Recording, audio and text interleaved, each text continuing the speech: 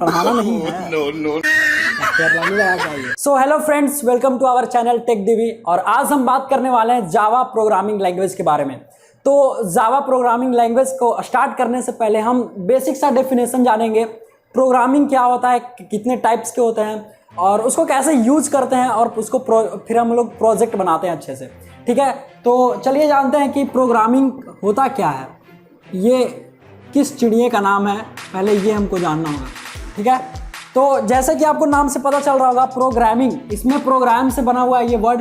ठीक है, तो अगर आप प्रोग्राम की डेफिनेशन जानें तो set of instructions is called programme. कुछ एक प्रोग्राम जो है कुछ अजीब सा, अगर आपको समझ में नहीं आ रहा तो आप ऐसे समझ सकते हैं कि आप अपने मोबाइल में या लैपटॉप में अगर आप फ़ोन यूज कर रहे हैं तो आप छोटा सा एप्लीकेशन यूज कर रहे होंगे, सपोज कीजिए MX प्लेयर। ठीक है, तो अगर ये MX प्लेयर जैसे आप क्लिक करते हैं उसके आइकन पे, आपके फ़ोन में जो आइकन होता है उस पर आप क्लिक करते हैं इंस्टॉल होने के बाद, और जैसे इंस्टॉल होने के बाद आप क्लिक करते हो तो वो खुलता है। उसके बाद आपको मल्टीपल स्क्रीन दिखता है। ठीक है, उसका कुछ इस तरह से लेआउट, जिस तरह से भी आपको दिखे अपने फ़ोन में, PC में, टैबलेट में, तो जो आपको लेआउट स्ट्रक्चर दिखता है जितना, वो सब प्रोग्रामिंग से किया होता है। और कैसे करते हैं और होता क्या है, ये सेट ऑफ इंस्ट्रक्शंस। मान लीजिए अब आपने MX प्लेयर में एक वीडियो चला दिया, यहाँ पे कोई सॉन्ग नाम का वीडियो है। ठीक है, song.mp4 ये एक्सटेंशन नेम हुआ वीडियो का। अब आपने इसको प्ले कर दिया। ठीक है, तो आपके पास बहुत सारा ऑप्शन मिल जाता है कि आप उसको पॉज कर सकते हैं, आप उसको फॉरवर्ड कर सकते हैं, नेक्स्ट कर सकते हैं, आप उसको स्टॉप कर सकते हैं, आप उसका वॉल्यूम को इंक्रीज कर सकते हैं, डिक्रीज कर सकते हैं। आपको तरह तरह के उसमें ऑप्शंस मिल जाते हैं। तो ये सब आखिर है क्या, ये सब एक इंस्ट्रक्शन है। आप क्लिक करते हैं पॉज बटन पर, आपका वीडियो जो है वो रुक जाता है। तो आप पर्टिकुलरली क्या कर रहे हैं उसको, कि आप उसको इंस्ट्रक्ट कर रहे हैं, आप उसको एक इंस्ट्रक्शंस दे रहे हैं कि क्या करो MX प्लेयर भैया, जो मेरा वीडियो चल रहा है उसको थोड़ी देर के लिए पॉज कर दो, या फिर जब तक हम प्ले ना करें तब तक उसको पॉज कर दो। तो जैसे ही आप उस पर क्लिक करते हैं फिर वो पॉज हो जाता है। तो आपने क्या दिया, इंस्ट्रक्शन दिया। इसी तरह करके आप ढेर सारे इंस्ट्रक्शन देते हैं। आप उसका स्पीड जो है वो बढ़ा देते हैं, मतलब कि 2 जो ऐसा आपको दिखा रहता है, आपको 1.5x ऐसे आपको लिखा रहता है। तो इसका क्या मतलब होता है कि आपके वीडियो को इतना फॉरवर्ड कर देगा, इतने स्पीड से चला देता है। ठीक है, अगर कोई वीडियो मान लो 10 मिनट की है, आप उसको 2x पे देख रहे हैं तो वो 5 मिनट में आपका ख़त्म हो जाएगा। ओके, तो आप बेसिकली यहाँ पे सब कर क्या रहे हैं, एक तरह से आप कंप्यूटर को, अपने लैपटॉप को, अपने PC को, अपने आप जो भी डिवाइस यूज कर रहे हैं उसको आप इंस्ट्रक्ट कर रहे हैं, इंस्ट्रक्शन दे रहे हैं, कुछ सूचना दे रहे हैं कि प्लीज़ मैं जब क्लिक करूँ तो नेक्स्ट हो जाना चाहिए। तो वो सब मिला के एक होता है सेट बन गया। अब मान लो ढेर सारा इंस्ट्रक्शन हो गया तो हम लोग उसको कह सकते हैं कि वो इंस्ट्रक्शन का एक सेट बन गया है। ठीक है, तो इसी सेट ऑफ इंस्ट्रक्शंस को प्रोग्राम कहते हैं। समझ गए आप? और अगर फिर भी अभी भी नहीं समझ में आया तो मैं आपको फिर से बता रहा हूँ कि मान लो ये MX प्लेयर है। ठीक है, इसमें यहाँ पे सर्च का ऑप्शन रहता है नीचे में, या फिर जहाँ भी हो आप ऊपर भी यहाँ पे सर्च बटन होता है। यहाँ पे आप क्लिक करते हैं, यहाँ से जो भी आपको गाना वाना आपको सर्च करना होता है आप यहाँ से सर्च कर ले रहे हैं। तो आपने मान लो इसको एक इंस्ट्रक्शन मान लेते हैं। ठीक है, और दूसरा इंस्ट्रक्शन हम क्या मान के चलते हैं कि जैसे ही आपने यहाँ पे सर्च किया, ऐसे मान लो तुम ही हो। ठीक है, ये एक सॉन्ग का नाम हम ले लेते हैं। ठीक है, आपने सर्च किया, आपके फ़ोन में या आपके लैपटॉप में आप जो भी यूज कर रहे हैं तो यहाँ पे आपको लिस्ट हो जाता है। अगर इस नाम से है तो आपको यहाँ पे दिख जाता है। ठीक है, तो मान लो अगर ये दिखा तो इसको हम दूसरा इंस्ट्रक्शन मान लेते हैं। ठीक है, ये 2, तो आपने पहले सर्च किया, फिर आपको यहाँ दिखता है, फिर आप क्लिक करते हैं। ठीक है, तो वीडियो एक अलग खुल जाता है, पूरा स्क्रीन में खुल जाता है। तो अगर हम इसको मिटा दें ऐसे, और वीडियो का कुछ ऐसे हम लेआउट बनाएं, आपको वीडियो प्लेयर जो रियल में स्टार्ट होता है, अब यहाँ से आपको कुछ यहाँ से इस तरह से मिलता है। यहाँ से आप घटा बढ़ा सकते हैं, यहाँ पे आपको इस तरह से पॉज बटन मिलता है। फिर आप यहाँ पे वॉल्यूम इंक्रीज डिक्रीज कर सकते हैं अपना, ऐसे स्क्रीन को टच करके, उसके स्क्रीन को टच करके। तो ये सब इसको हम लोग मान लेते हैं 3rd, इसको जो प्ले पॉज का होता है 4th। तो इस तरह के कई सारे इंस्ट्रक्शन हो सकते हैं जो कि आप अपने MX प्लेयर को दोगे। इस पर्टिकुलर एग्जाम्पल में मैं लेके चल रहा हूँ कि आप इसको दोगे इतने सारे इंस्ट्रक्शन, 5, 10 या जितने भी होगा, तो सभी को मिला दे तो एक सेट बन जाएगा। ठीक है, इस तरह से, और इसी को हम लोग बोलते हैं प्रोग्राम, सेट ऑफ इंस्ट्रक्शंस। आप उसको प्रोग्राम को आप सेट ऑफ इंस्ट्रक्शन, कुछ इंस्ट्रक्शन पास कर रहे हो, वो उसके ऊपर परफॉर्म करता है, वो चीज़ काम करता है। तो इसी को बोलते हैं प्रोग्राम। अब प्रोग्रामिंग होता कुछ नहीं है, इसी के बनाने के मेथोडोलॉजी को प्रोग्रामिंग कहते हैं। ठीक है, जैसे जो भी आप प्रोग्राम लिखोगे, कैसे लिखोगे, वो कैसे बनेगा, आखिर कहीं ना कहीं बनेगा, कोई सॉफ्टवेयर पर्टिकुलरली उसको ज़रूरत पड़ेगा, तो उसी का नाम है प्रोग्रामिंग। ठीक है, आप उसको करोगे। जैसे आप फिजिक्स पढ़ते हो, आप केमिस्ट्री पढ़ते हो, आप मैथमेटिक्स पढ़ते हो, या कोई भी सब्जेक्ट पढ़ते हो, तो उसी तरह से एक प्रोग्रामिंग होता है। ठीक है, एक तरह से आप सब्जेक्ट इसको बोल सकते हो। तो इसी प्रोग्रामिंग के फील्ड में बहुत सारी चीज़ें होती हैं। ठीक है, अब हम बात करते हैं टाइप्स ऑफ प्रोग्रामिंग। अब उससे पहले प्रोग्रामिंग लैंग्वेज देखो। प्रोग्रामिंग लैंग्वेज वैसे तो मैं समझ के चल रहा हूँ कि आपको थोड़ा बहुत आता होगा, अगर फिर भी नहीं आता तो मैं बेसिक से आपको बता दे रहा हूँ कि मान लो अब आपको बनाना है ऐसा सॉफ्टवेयर MX प्लेयर जैसा, तो आप ऐसे कंप्यूटर खोल के डायरेक्ट बनाने तो नहीं लगोगे। ठीक है, आखिर उसका भी कोई भाषा होता होगा जो कंप्यूटर समझता होगा, है ना। मान लो जैसे हम और आप आपस में ऐसे हिंदी में बात कर रहे हैं अभी इस वीडियो के थ्रू, या फिर आप कहीं इंग्लिश में बात कर रहे हैं, तेलुगु में बात कर रहे हैं, तमिल में बात कर रहे हैं, ऐसे तरह के भाषा होते हैं, हमारे लैंग्वेजेस होते हैं। जो भी होता है रीजनल लैंग्वेज, हमारी मदर टंग, या फिर जो भी लैंग्वेज हमारे कई तरह के होते हैं जिससे हम लोग एक दूसरे को समझ पाते हैं। तो कंप्यूटर के सामने हिंदी बोलोगे तो वो समझेगा नहीं, उसके सामने इंग्लिश बोलोगे तो वो नहीं समझेगा। वो कंप्यूटर अपना भाषा समझता है जिसको बाइनरी बोलते हैं, और वो सिर्फ 0 और 1 समझता है। ठीक है, वो समझता है कि अगर 0 है तो हमको इलेक्ट्रिसिटी पास करना है, मतलब जब उसकी बात करेंगे हम इसमें करंट की, वो अलग है जो थ्योरी है। बस बेसिक सा ये मतलब है इसका कि जो कंप्यूटर है हमारा या कोई भी इलेक्ट्रॉनिक डिवाइस हो गया, वो 0 और 1 ही समझता है, इसके अलावा कुछ नहीं समझता है। आप यहाँ पे कुछ भी इंग्लिश में लिख दो, वो समझेगा इसको 0 और 1 में कन्वर्ट करके। ठीक है, तो उसको इंग्लिश हिंदी ये सब नहीं आता है, वो बोलता है कि भैया हमको 0 और 1 आता है, तुमको 0 1 आता है तो हमसे बात कर लो। तो उसके लिए आपको प्रोग्रामिंग सीखनी पड़ेगी, आपको उसके भाषा में बात करना पड़ेगा।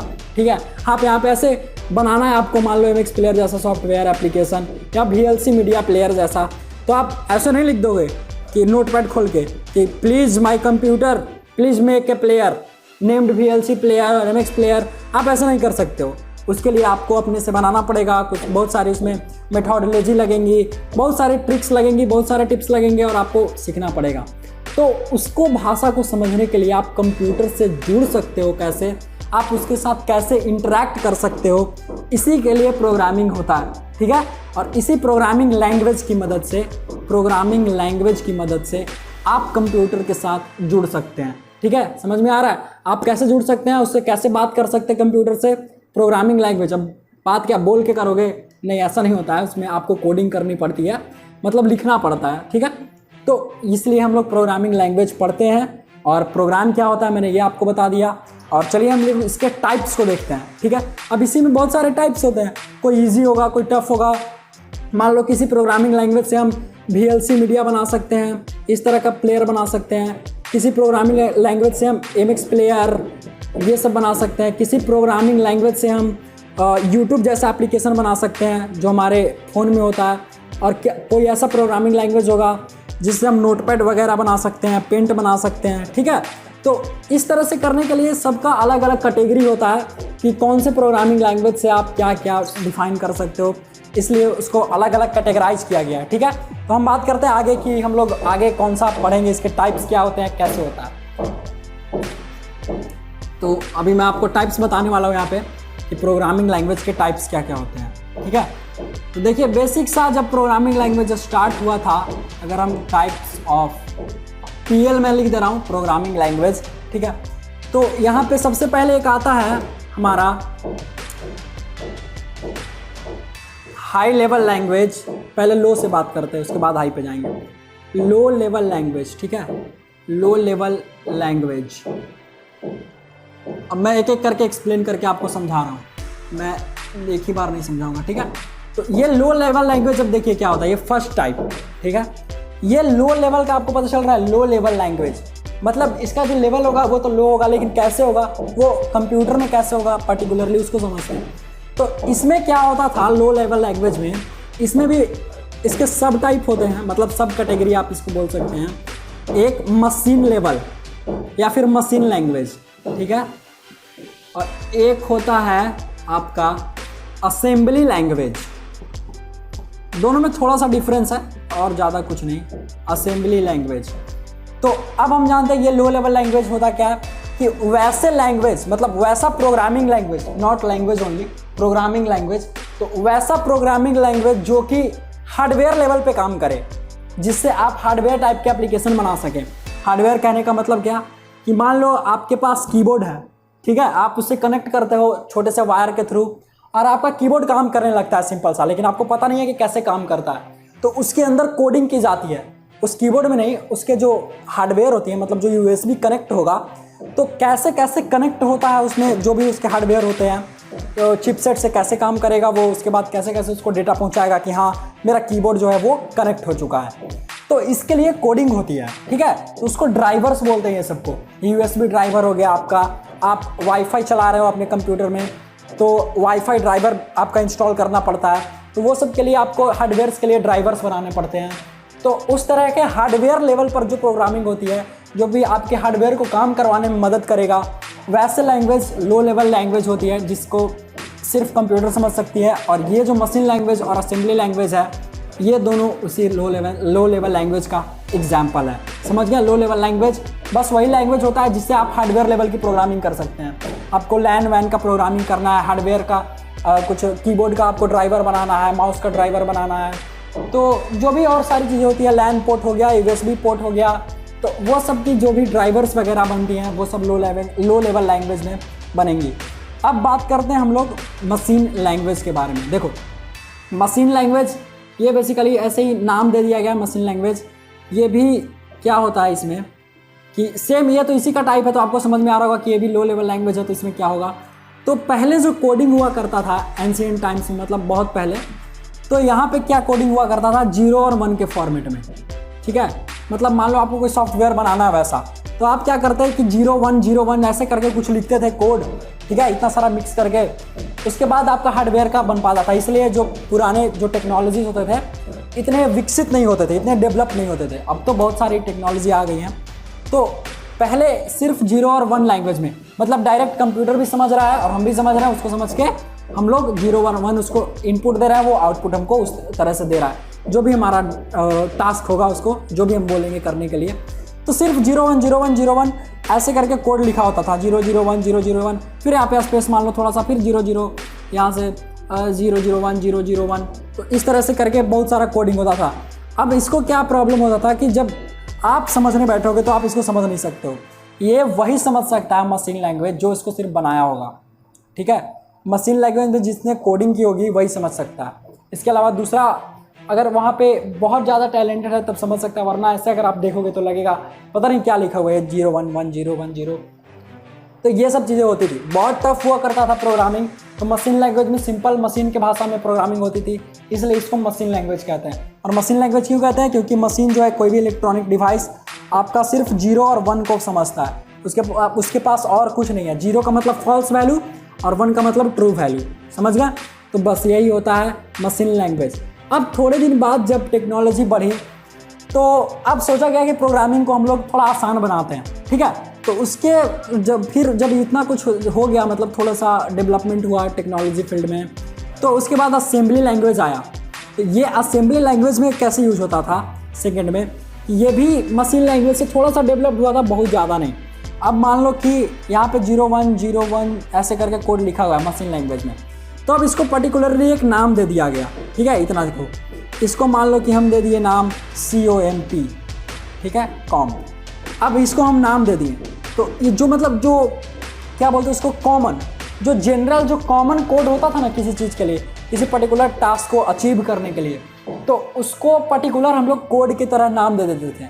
मतलब जो भी असेंबली लैंग्वेज बनाते थे लोग उसमें, वो लोग दिए थे, तो उसको पर्टिकुलर एक नाम दे दिया जाता था, मतलब छोटा छोटा नाम ऐसे करके, ताकि अब आप क्या था कि आप मान लो कि इतना कोड आपको लिखना है किसी प्रोग्राम को बनाने के लिए 0 1 0 1 0 1, तो मान लो वो असेंबली लैंग्वेज में क्या था, इसको कॉम्प लिखा हुआ था। तो अब हम लोग यहाँ पे 0 1 0 1 ना लिख के हम यहाँ पे क्या करेंगे, COMP ऐसे लिख देते। अब हम यहाँ पे दूसरा कुछ लिख देते, फिर से यहाँ पे 0 1 जो भी करना होता। तो मतलब जो जनरल चीज़ें हुआ करती थी, जो कोडिंग्स की जो छोटे छोटे कोड्स होते थे, उसको कुछ पर्टिकुलर कोड्स दे दिया जाता था, वही बोलते हैं असेंबली लैंग्वेज, ठीक है। और अब इसको क्या था कि इस तरह से अब कंप्यूटर समझता था कंपाइलर और इंटरप्रेटर की मदद से, ठीक है, कंपाइलर और इंटरप्रेटर दोनों दूसरा होता है, दोनों का काम लगभग सेम होता है, ठीक है। तो कंपाइलर और मतलब मान लो ये कोड लिखा आपने COMP, तो कंप्यूटर समझेगा ना, आखिर कंप्यूटर तो 1 और 0 ही समझेगा, आपने COMP लिख दिया। तो ये जो कंपाइलर और जो इंटरप्रेटर है हमारे, ये इसको 0 और 1 के फॉर्मेट में कन्वर्ट कर देता है और उसको समझाता है कंप्यूटर को कि भैया यूज़र ने ये इनपुट दिया है, आप उसको ये आउटपुट दो। तो हम इतना जान गए कि काम क्या होता है हमारा मशीन लैंग्वेज से, असेंबली लैंग्वेज से। और कंपाइलर और इंटरप्रेटर की बात करें तो कुछ नहीं होता यार, ये बाइट कोड्स में कन्वर्ट कर देते हैं। क्या होता है बाइट कोड्स, जैसे कि मान लो आपने कुछ लिख दिया यहाँ पे, जैसे मैंने आपको बताया COMP, तो कंप्यूटर क्या समझता है, सिर्फ 0 और 1 समझेगा, उसको COMP समझ में नहीं आएगा। तो ये यहीं पे मदद होता है इसका, कंपाइलर और इंटरप्रेटर का। ये इसको क्या करेगा कि 0 और 1 में तोड़ देगा, ठीक है, और कहेगा कि भैया इनपुट जो आ रहा है वो 0 और 1 आ रहा है। अगर आपको कंपाइलर और इंटरप्रेटर अभी भी नहीं समझ में आया तो मैं अभी आपको समझाता हूँ। मान लो एक ट्रैवल गाइड है, ठीक है, ट्रैवल गाइड का बेसिक सा काम क्या होता है, जो भी टूरिस्ट गाइड बोल रहे उसको, तो जो लोग टूरिस्ट गाइड होते हैं उनका काम क्या होता है, और एक ट्रांसलेटर होते हैं उनमें, तो उनका काम होता है कि जो फॉरेन से आए, मतलब कहीं से भी, मान लो कोई फॉरेन से बंदा आता है, कोई आदमी आता है, ठीक है, उसको इंडिया घूमना है, ताजमहल, अब उसको हिंदी नहीं आता, ठीक है, और जो टूरिस्ट गाइड है वो इंग्लिश भी जानता है, ठीक है, मान के चलो वो इंग्लिश भी जानता है और हिंदी भी जानता है, ओके। और अब क्या है कि उस टूरिस्ट गाइड को उस फॉरेन वाले आदमी को, मतलब वो जो विदेश से आदमी आया है, उसको घुमाना है, ठीक है। तो वो कैसे घुमाएगा, अब उसके नीचे, उस टूरिस्ट गाइड वाले के नीचे एक और उसका मान लो कि मालिक है, एक और मैन है जो कि रोहन नाम से यूज करते हैं, रोहन, ये उसके बॉस है, ठीक है। ये रोहन जो है वो बॉस है उसका, जो टूरिस्ट गाइड है। टूरिस्ट गाइड को मान लो मोहन, ठीक है, मैं एग्जांपल दे रहा हूँ, ये कंप्यूटर लैंग्वेज से हट के है। तो मान लो कि अब मोहन को घुमाना है, उस कुछ भी नाम दे दो उसको, फॉरेन वाला बंदा बोलते हैं, ठीक है। तो वो जो फॉरेन से आया है उसको घुमाना है अब मोहन को। अब रोहन के पास गया वो, ठीक है, अब रोहन बोलता है मोहन को, मतलब जो टूरिस्ट गाइड है उसका बॉस बोलता है मतलब उसको, कि तुम उसको घुमा दो। अब क्या प्रॉब्लम क्या है यहाँ पे, आप ये समझिए कि मान लो उसका जो बॉस है उसको इंग्लिश नहीं आता है, हिंदी आता है सिर्फ, ठीक है, और मोहन जो है हिंदी और इंग्लिश दोनों जानता है, जो टूरिस्ट गाइड है। तो ये उससे बात करेगा हिंदी में, ये मोहन जो है इससे बात करेगा कि सर कहाँ घुमाना है, ठीक है। इसको तो इंग्लिश आता नहीं है, ये पूछेगा कि कहाँ घुमाना है अगर इंग्लिश में, तो इसको तो समझ में आता ही नहीं इंग्लिश, तो ये कैसे जवाब देगा। तो ये हिंदी में इससे पूछेगा कि सर कहाँ घुमाना है, वो बोलेगा कि ताजमहल ले जा, ठीक है। तो वो इसको ताजमहल घुमाने ले जाता है, जो फॉरेन से आया बंदा उसको, मोहन, जो भी हमारा टूरिस्ट गाइड है। तो अब यहाँ पे अब एक और प्रॉब्लम क्या है कि जो फॉरेन से बंदा आया है, जो विदेश का लड़का है, जो भी आदमी है, तो वो हिंदी नहीं जानता है, वो कहेगा कि ये देखिए ये ताजमहल है, वो बोलेगा ये सब क्या है, ठीक है। तो वो उसको समझ में नहीं आएगा, तो वो बोलेगा कि this is, look at this is Taj Mahal. तो ये मोहन की क्वालिटी है, ठीक है, वो इंग्लिश और हिंदी जानता है, तो वो इसको भी कंट्रोल कर ले रहा है, वो अपने बॉस को भी कंट्रोल कर ले रहा है, समझ ले रहा है, जो उसको फॉरेन से बंदा आया था उसको भी घुमा दे रहा है अच्छे से।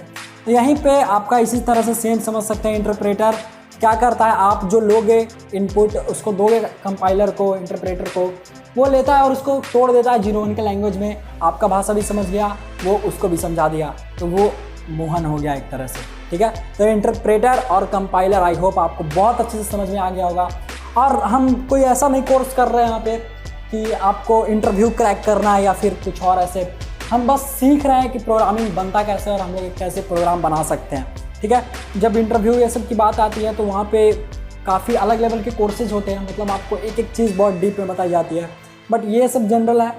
तो अब हम बात करते हैं यहाँ से, आई होप आपको समझ में आ गया होगा कि कंपाइलर किसको बोलते हैं, इंटरप्रेटर क्या होता है, ये सब का आपको बेसिक सा आइडिया लग गया होगा। तो पहला जो लैंग्वेज हुआ वो लो लेवल लैंग्वेज हुआ। अब हम बात करते हैं यहाँ पे हाई लेवल लैंग्वेज की, और उस हाई लेवल लैंग्वेज में आपको मज़ा आएगा, क्योंकि आप हाई लेवल लैंग्वेज जो है वो आजकल बहुत ट्रेंडिंग में चलते हैं। लो लेवल लैंग्वेज पे भी काम होता है, लेकिन वो सब पे जो डीप में कंपनियाँ, मान लो कोई विंडोज़ सॉफ्टवेयर बना रही है, कोई अपना OS बना रही है, तो वो सब काम करते हैं लो लेवल पे ज़्यादा।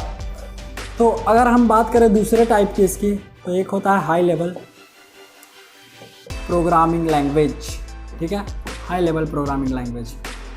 इस हाई लेवल के भी कुछ कैटेगरीज होते हैं, मतलब सब कैटेगरीज आप बोल लो। तो एक होता है इसमें POPL कुछ ऐसे ही, और एक होता है OPL, ठीक है। इसका मतलब होता है प्रोसीजरल ओरिएंटेड प्रोग्रामिंग लैंग्वेज, मतलब फंक्शन बेस्ड, ठीक है।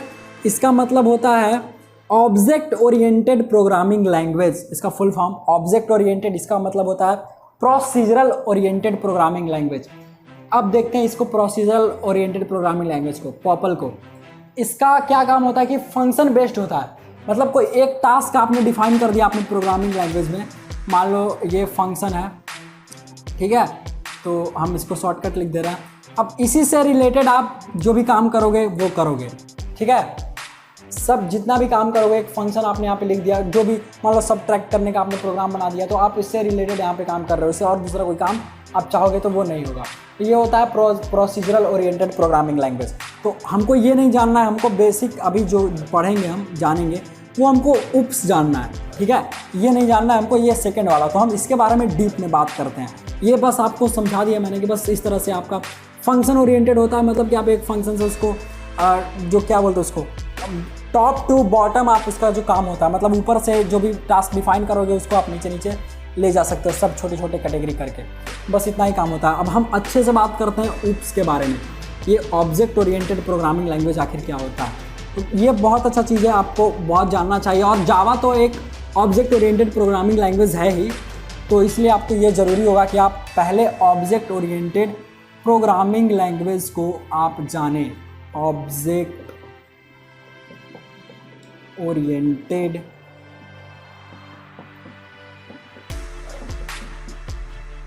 प्रोग्रामिंग लैंग्वेज, ठीक है, मैं ऐसे लिख दे रहा हूँ बस।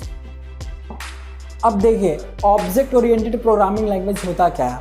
जितने भी जो हाई लेवल प्रोग्रामिंग लैंग्वेज होते हैं जो कि ऊपर बेस्ड होते हैं, मतलब ऑब्जेक्ट पे, इसका कहने का मतलब क्या है, मतलब मान लो अगर हम बोलते हैं कि जावा एक ऑब्जेक्ट ओरिएंटेड प्रोग्रामिंग लैंग्वेज है, तो इसका बोलने का क्या मतलब हुआ।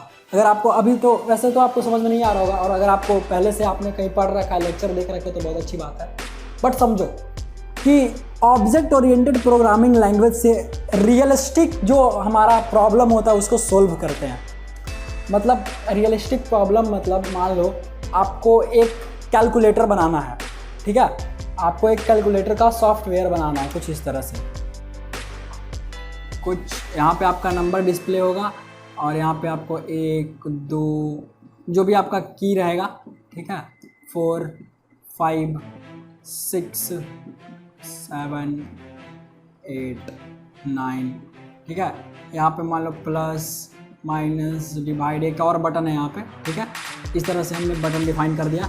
यहाँ पे हमारा अभी 0 0 है कैलकुलेटर में, आपने कैलकुलेटर देखा होगा आई होप। तो मान लो इस तरह का आपको सॉफ्टवेयर बनाना है अपने पीसी में, कि हमको अपने पीसी का कैलकुलेटर बनाना है, ठीक है। तो अब हम लोग इसको क्या कहते हैं कि ऑब्जेक्ट ओरिएंटेड में बनाते हैं। कैसे बनेगा ऑब्जेक्ट ओरिएंटेड में, ये जावा से देखो, ऑब्जेक्ट कहने का मतलब है एक ऐसा वर्ड है, जब प्रोग्रामिंग लैंग्वेज बन रही थी, जब उप्स बन रहा होगा, तब कुछ ऐसा सोचा गया होगा कि ऐसे हम लोग करते हैं कि जो भी प्रोग्रामिंग लैंग्वेज होगा उसको रियलिस्टिक चीज़ों बनाने के हेल्प करते हैं। कुछ ऐसा बनाते हैं कि जो सारी चीज़ें बने, जो हमारा सॉफ्टवेयर बने, वो हमारे रियल लाइफ प्रॉब्लम को सोल्व कर सके। मान लो आपको एक रियल लाइफ प्रॉब्लम, हमको इसको ले लेते हैं, ठीक है। मेरा प्रॉब्लम क्या है कि हमको बहुत टाइम लगता है ऐड करने में, सब्ट्रैक्ट करने में, हमको एक सॉफ्टवेयर बना के दो। ये एक रियल लाइफ प्रॉब्लम हो गया। तो अब आपको बनाना है, और इसको ऑब्जेक्ट ओरिएंटेड बोलते हैं। क्यों बोलते हैं, अब यहीं पे आपको आंसर मिलेगा कि ऐसा जब बन रहा होगा उप्स, जब उप्स का कॉन्सेप्ट, जब यहाँ पे मैं लिखता हूँ आपको उप्स और ऊपर कुछ नहीं, इसका मतलब नाम है बस प्रोग्रामिंग लैंग्वेज। यहाँ पे हम लोग बोल दिए ऑब्जेक्ट ओरिएंटेड प्रोग्रामिंग और कुछ नहीं।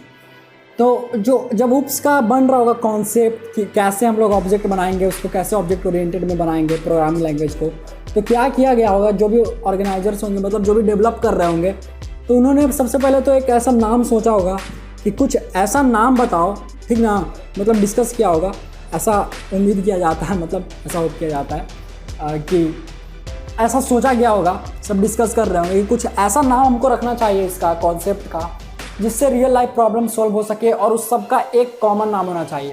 तो आप बताओ कि पूरे दुनिया में आप किसी चीज़ को क्या कह सकते हो जनरल टर्म में। मान लो आपको एक कुर्सी है, ठीक है, चेयर है, तो उस चेयर को आप क्या कह सकते हो? क्या आप मैटर कर सकते हो? फिर तो उसमें भी डिवाइड हो जाएगा। क्या अगर आपका फ़ोन है तो आप उसको क्या बोल सकते हो? सिर्फ मोबाइल फ़ोन बोलोगे तो एक उसका पर्टिकुलर कैटेगरी हो गया। मान लो पूरे दुनिया को एक चीज़ बोलना है, ठीक है, तो उसको क्या बोल सकते हैं हम लोग? तो उसका सबसे बेस्ट एग्जाम्पल है कि आप हर चीज़ को ऑब्जेक्ट बोल सकते हो। अगर आपका एक कुर्सी रखा हुआ है तो आप बोल सकते हो देयर इज़ एन ऑब्जेक्ट। आपके पास अगर एक फ़ोन है तो वो भी एक ऑब्जेक्ट है। ये मार्कर आपको दिख रहा है तो हम इसको भी एक ऑब्जेक्ट कंसीडर कर सकते हैं, है ना। ऑब्जेक्ट एक ऐसा कॉमन वर्ड है जहाँ जो कि हर चीज़ पे अप्लाई किया जा सकता है, तो इसीलिए इसको बोलते हैं ऑब्जेक्ट ओरिएंटेड प्रोग्रामिंग लैंग्वेज। और इसीलिए इसका कॉन्सेप्ट आया था कि हम रियल लाइफ से प्रॉब्लम को उठाएंगे, उसको सोल्व करेंगे। और कैसे सोल्व करेंगे? ऑब्जेक्ट ओरिएंटेड प्रोग्रामिंग लैंग्वेज की मदद से। तो आई होप आपको ऑब्जेक्ट क्यों यहाँ पे वो आपको पता चल गया होगा, और ऑब्जेक्ट ओरिएंटेड प्रोग्रामिंग लैंग्वेज कहते किसको हैं वो भी आपको पता चल गया होगा, कि जिससे रियल लाइफ प्रॉब्लम सोल्व हो सके। और टेक्निकली बात करें सिर्फ ऑब्जेक्ट ओरिएंटेड प्रोग्रामिंग लैंग्वेज के बारे में कंप्यूटर की भाषा में, तो बहुत सारी चीज़ें होती है इसमें। मतलब ऑब्जेक्ट बनता है, क्लास बनता है, उसके कई सारे फीचर्स होते हैं उसमें भी, कि इनकैप्सुलेशन होता है आपका। अगर आपने नाम नहीं सुना हुआ तो आप पहली बार अभी सुन रहे होंगे, आपको अजीब लग सकता है, लेकिन कोई बात नहीं, आप समझ जाएंगे धीरे धीरे। तो इस तरह से हम लोग डिज़ाइन करते हैं एक ओप्स को। और जो ऑब्जेक्ट ओरिएंटेड प्रोग्रामिंग लैंग्वेज है इसीलिए बनाया गया था कि रियल लाइफ से प्रॉब्लम को लीजिए और सोल्व कर दीजिए। मान लीजिए जैसे कि आप आज देखते हैं कि आपको घर बैठे बैठे आपको किसी ट्रेन का, फ्लाइट का, आपको उसका रेट पता कर रहा है, फेयर चार्ज कितना है उसका ट्रैवल करने का, या फिर कब वो चालू है, किस दिन हमको सीट मिलेगा, ये सब आपको पता करना है। तो ये एक रियल लाइफ प्रॉब्लम थी, ठीक है। अब इसको किसी ने सोचा होगा कि इसको चलो सोल्व करते हैं, उसके बाद यहाँ पे प्रोग्रामिंग बनाने बैठ गया होगा, उसको कोडिंग किया होगा, तो वो ऑब्जेक्ट ओरिएंटेड प्रोग्रामिंग के अंदर ही किया होगा। उसको ऑब्जेक्ट मान लिया। मान लो वो जो प्रॉब्लम था कि उसको हमको एक सॉफ्टवेयर बनाना है ऐसा जो कि ये सब काम कर सके, तो उसको ऑब्जेक्ट मान लिया। मान लो जैसे और एग्जाम्पल मैं ईजी कर देता हूँ आपको, ये मार्कर है, तो किसी ने सोचा होगा कि चलो मार्कर बनाते हैं, ये एक रियल लाइफ प्रॉब्लम हो गई। अब मार्कर में क्या क्या होना चाहिए? उसको इंक होना चाहिए उसके अंदर। अब जो इंक को वो ले आएगा यहाँ से, ये इसका जो टिप है ये होना चाहिए। अगर ये खुलेगा, अगर इंक ख़त्म हो जाएगा तो ये सब होना चाहिए। और ये उसके बाद इसका कलर होना चाहिए, ये होना चाहिए, साइज़ होना चाहिए, इतना बड़ा रखेंगे, इसका कैप होना चाहिए तो नहीं सूखेगा। तो ये सब मिक्स करके इसको एक ऑब्जेक्ट मान लिया गया होगा। और उसके बाद उसके हिसाब से जो भी इसमें फीचर्स आपको डालने होंगे किसी ने डाला होगा, और फिर एक इसको मार्कर तैयार कर दिया होगा। बाद में इसका नामकरण जो भी है वो सब किया गया है। तो ये होता है ऑब्जेक्ट ओरिएंटेड प्रोग्रामिंग लैंग्वेज। मतलब समझ गए कि सिंपल एक रियल लाइफ प्रॉब्लम ले लो, आपको उसको सोल्व करना है, तो कैसे सोल्व करोगे? तो सिंपल सा ऑब्जेक्ट ओरिएंटेड प्रोग्रामिंग लैंग्वेज से आप सोल्व कर सकते हो। और ये किसके अंदर आता है? सिंपल हाई लेवल लैंग्वेज के अंदर। अब ये हाई लेवल लैंग्वेज क्या होता है कि जो आपका मतलब हम समझ सकते हैं लेकिन कंप्यूटर नहीं समझ रहा है। अब कंप्यूटर नहीं समझ रहा है तो आप पूछोगे कि आखिर वो काम कैसे करता होगा? तो कैसे काम करेगा? मैंने अभी आपको बताया था, कंपाइलर और इंटरप्रेटर, ठीक है। तो क्या करता है, जो हम कोड लिखेंगे वो क्या करेगा, कंपाइलर और इंटरप्रेटर उसको बाइट कोड में कन्वर्ट कर देगा। मतलब 0-1 अपना फॉर्मेट में वो कन्वर्ट कर देगा और उसको समझाएगा कंप्यूटर को अपने तरीके से कि लो तुम 0-1 समझते हो ना, ये लो 0 और 7, ठीक है। तो ये सब चीज़ें होती हैं आपका ऑब्जेक्ट ओरिएंटेड प्रोग्रामिंग लैंग्वेज में। और जावा एक ऑब्जेक्ट ओरिएंटेड प्रोग्रामिंग लैंग्वेज है, ठीक है। वैसे ये इसको pure object oriented programming language नहीं बोलते हैं। जो जावा है, मैं आपको ये क्लियर कर ही दे रहा हूँ, फिर हम लोग कल से जो है जावा के बारे में पढ़ेंगे कि जावा में हम लोग प्रोग्राम कैसे लिखते हैं, ये सब कैसे कुछ प्रिंट करवाते हैं। और जो प्योर होता है ना, तो जो pure object oriented programming language होते हैं, pure object oriented, pure open से हम लिख सकते हैं आपको ऑब्जेक्ट ओरिएंटेड प्रोग्रामिंग लैंग्वेज। ये क्या होता है, सिर्फ कंप्यूटर की भाषा में जो टेक्निकल होता है, टेक्निकल टर्म्स में, तो इसमें क्या होता है कि जैसे आप जावा में जब पढ़ोगे तो आप क्या पढ़ोगे जावा में कि आपको कुछ लिखना है तो आप स्ट्रिंग डिक्लेयर कर लोगे, ऐसे स्ट्रिंग नेम, ठीक है। अभी थोड़ा सा बर्दाश्त कर लीजिए, आपको शायद नहीं समझ में आ रहा होगा यहाँ पे, तो आप कोई बात नहीं, आप देखिए आपको समझ में आएगा। आपको कोई नंबर डिक्लेयर करना होगा तो आप इंट डिक्लेयर कर लोगे, फ्लोट डिक्लेयर कर लोगे, इंट नम, और उसके बाद जो है आप इस तरह से जावा में इसको यूज करोगे, ठीक है। जब हम कल पढ़ेंगे तो हम जानेंगे कैसे यूज होता है। तो ये pure object oriented programming language नहीं होता है। क्यों नहीं होता है? क्योंकि ये सब यूज होता है इसमें, और एक pure object oriented programming language होने के लिए किसी भी प्रोग्रामिंग लैंग्वेज को सिर्फ और सिर्फ ऑब्जेक्ट ओरिएंटेड होना चाहिए। मतलब कि वो क्या काम करना चाहिए क्लास के हिसाब से, जो भी उसका फीचर्स होगा, इनकैप्सुलेशन हो गया उसके हिसाब से, मतलब उसमें प्रिमिटिव डेटा टाइप्स होते हैं वो नहीं होते हैं। ये चीज़ आपको कल और क्लियर हो जाएगी अच्छे से। तो आई होप आपको इतना आज बहुत अच्छे से समझ में आया होगा कि pure object oriented programming language क्यों कहते हैं। कि मतलब कंप्यूटर में जो टेक्निकली ऑब्जेक्ट हम लोग बनाएंगे वो सब सिर्फ और सिर्फ एक प्योर ऑब्जेक्ट ओरिएंटेड में तभी होगा जब सिर्फ और सिर्फ हम उसके ऑब्जेक्ट ओरिएंटेड के कॉन्सेप्ट को लाएंगे। उसमें हम लोग अपने से खुद से स्ट्रिंग ऐसे करके जो डेटा टाइप होता है उसको डिक्लेयर नहीं करेंगे, ठीक है। और एक स्यूडो जो कि फॉल्स, तो जावा को इसीलिए थोड़ा सा अपनी तरफ से भी जावा प्रोवाइड करवाता है, इसलिए इसको pure object oriented programming language नहीं बोलते हैं। अब जावा पढ़ने के बहुत सारे फ़ायदे हैं जिसके बारे में हम लोग कल बात करेंगे।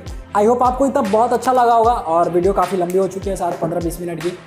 तो मिलता है किसी नेक्स्ट अमेजिंग वीडियो में। Till then good bye, take care, subscribe, like and comment. अगर आपको कुछ प्रॉब्लम है तो आप कमेंट कर सकते हैं एंड हम लोग जरूर ट्राई करेंगे कि आप आपके कमेंट्स को पढ़ें और आपकी प्रॉब्लम्स को सोल्व कर सकें। Thank you so much. Okay.